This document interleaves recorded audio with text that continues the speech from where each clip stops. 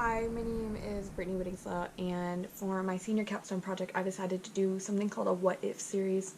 So it's called What If with Wit. It is pretty much just talking about the different things that I see have impacted either history or my life or other people's lives, and I walk you through them, and in 5 short minutes I talk about what if, then what, and now what.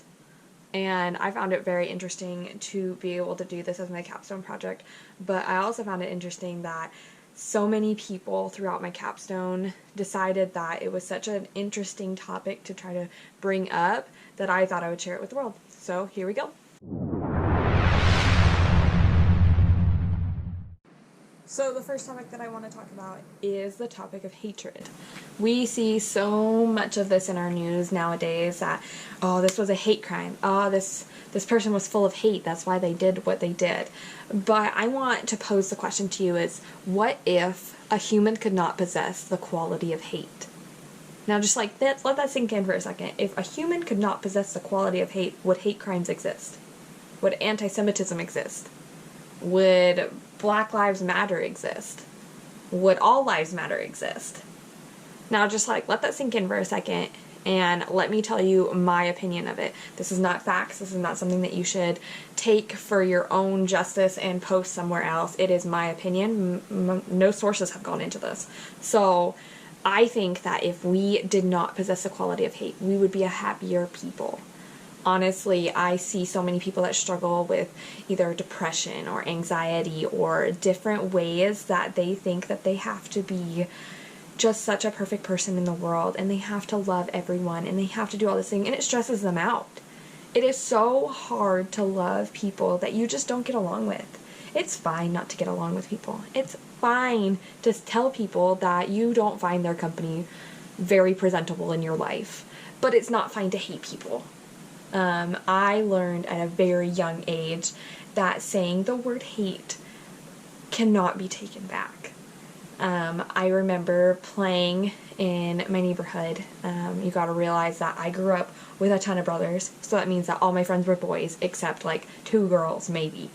I remember telling the neighbor boy that I hated him, and for probably the next 10 years we didn't talk to each other because I thought that it was because, oh yeah, I yelled at him one day and I was like, I hate you.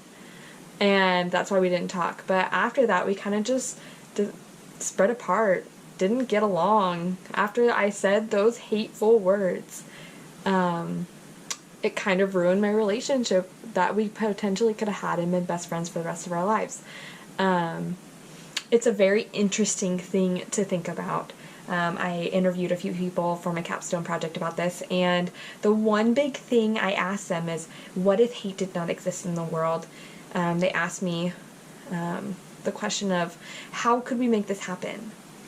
And it's kind of hard to think about, honestly.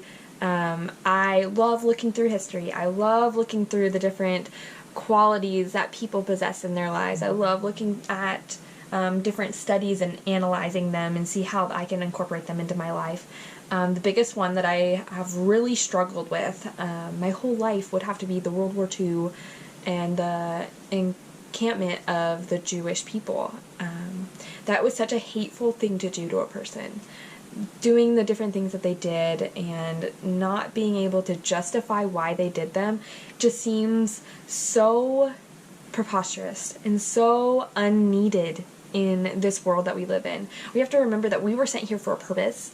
We were sent here to gain a body, to teach people, to enrich our lives so much, to learn all we needed to do, and then to continue back to heaven. But being able to possess that quality of hate kind of shows us that we can never be perfect here on earth. We can never be that perfect person because there was only one, and that was Jesus Christ. But we have that quality inside of us to also not accept hate as an option. I can't remember the last time I hated a person. After so many weird things have happened to me in my life, I have so many reasons to hate people. I have so many reasons to hate everything. But I have decided, since I want to be a good role model for children out there, that hate is not something that I will use in my language. So my first question was, what if we didn't possess hate? Then we would not be able to have such a burden on our shoulders with all the different things that go on in this earth. And now what? Now that we do possess the quality of hate, what are you going to do about it? What are you going to do in your life to make sure that these qualities don't come out in a daily basis? I challenge you to not say the word hate for at least a week, even if it's just like broccoli. But still, don't say the word hate for a week and see how it gets out of your vocabulary and how it feels.